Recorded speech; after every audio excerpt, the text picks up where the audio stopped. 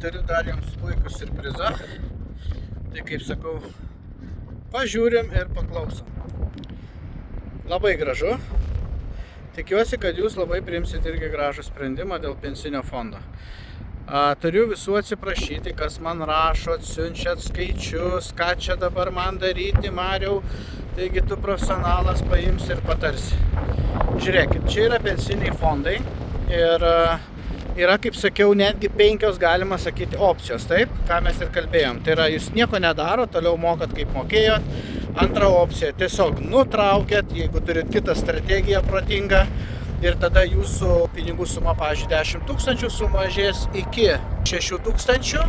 Tie 4 000 niekur nedings, jie tiesiog užsiskaitys kaip pensijos dalis, tai yra taškais.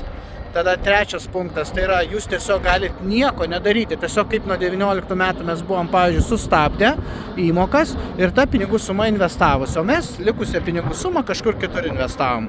Tai va tą patį jūs irgi galite padaryti. Taip, tiesiog toliau, kaip ir stabdėt nuo 19 metų, taip ir stabdyti. Na ir dar vienas variantas yra, tiesiog jeigu labai reikia pinigų, ar skoloms padengti, ar dar kažkam, tai jūs galite tiesiog 25% pasiimti.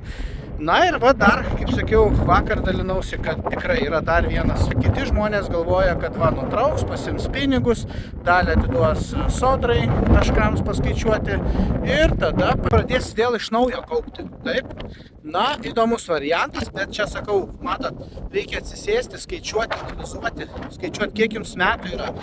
Ar jūs turit kitų kažkokių pensijų kaupimo variantų, ar dar kažką.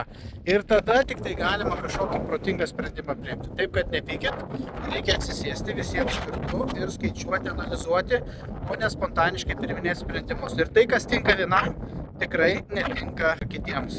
Tiesiog tai yra labai individualus sprendimas.